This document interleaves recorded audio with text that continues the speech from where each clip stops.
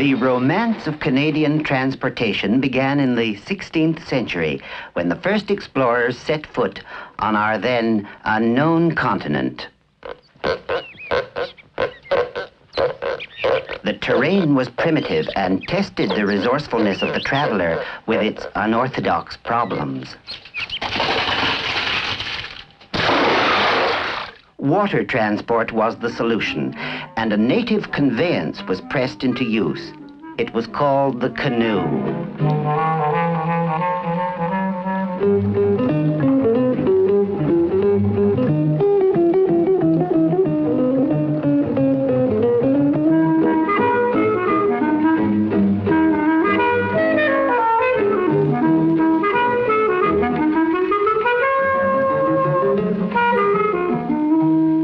The extensive waterways linking the interior to the coast were considered to be advantageous for trade. Suitable business procedures were devised. Neither the natives nor the white men realized that from their dealings, far-reaching and romantic developments would result. A new age opened without fanfare.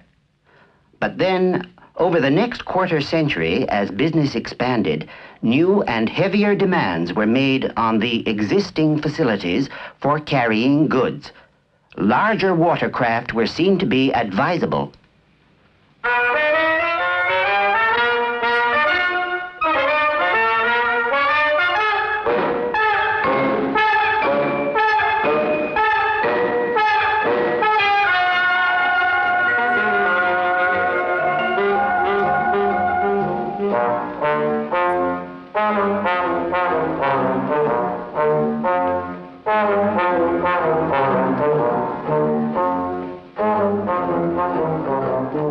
By the 18th century, fleets of bateaux, as they were called after the French bateau, plied an extensive lake and river system made more navigable by the construction of canals and locks.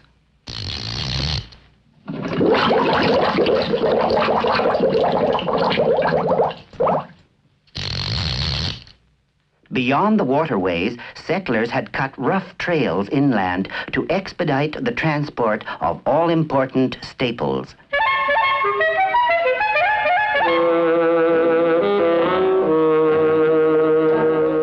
On the new trails, the ox cart was used, reliable though somewhat slow.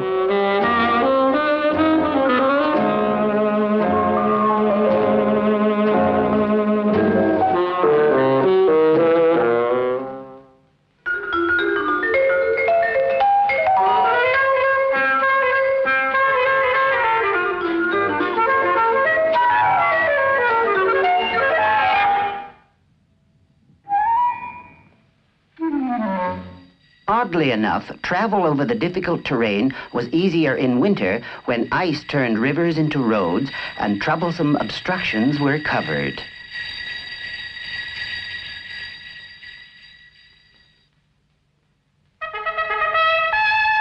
The late 18th century saw the arrival of the colorful stagecoach.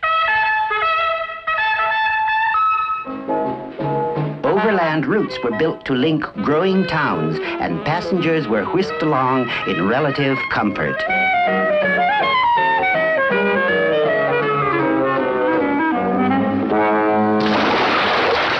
All this while, sea transport was growing in extent and importance. But there was one fact that the men of the sea little realized. The day of the poetic sailing ship, dependent on the whims of the wind, was fast coming to a close.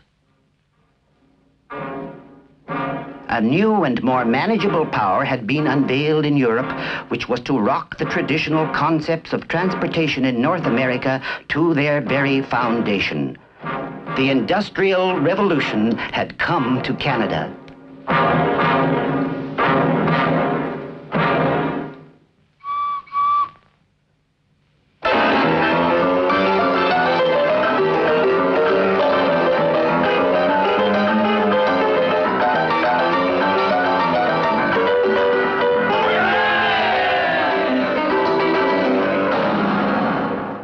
The face of Canada was changed. Steam-powered railway locomotives made it possible for the far-flung provinces of British North America to be joined in one nation.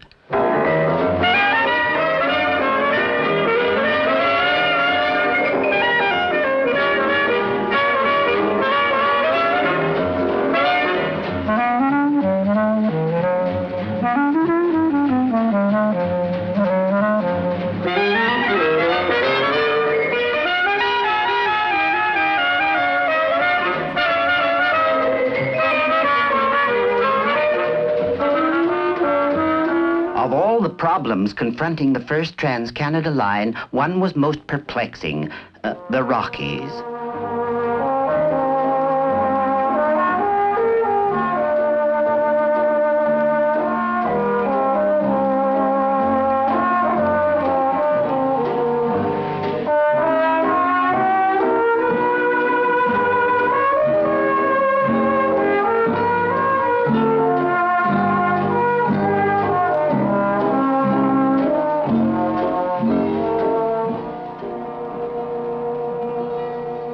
In spite of formidable difficulties, the mountains did not long defy the engineers. In a series of bold projects, they attacked the barrier from the west, as well as from the east, with unbelievable resourcefulness and immense daring.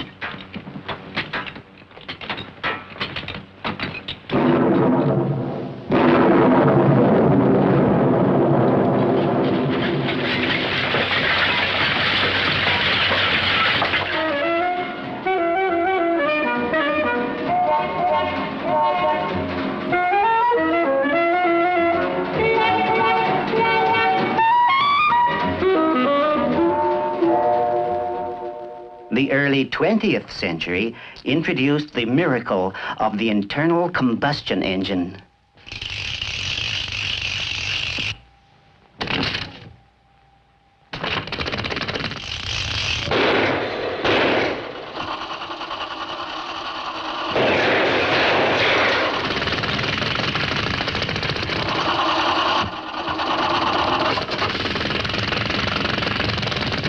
Soon, in a new Canada, even remote northern areas lay tamed beneath our 7-league boots.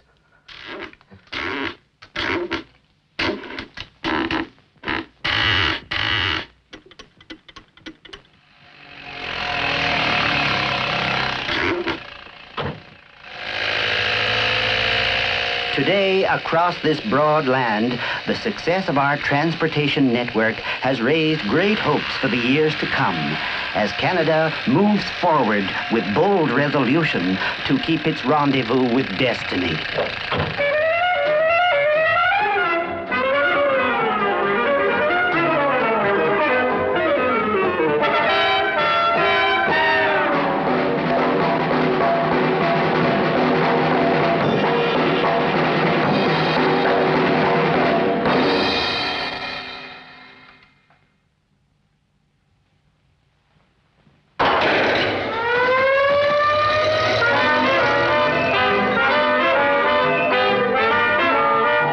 So today, as in the past, Canada's transportation genius stands ready for anything the future may bestow.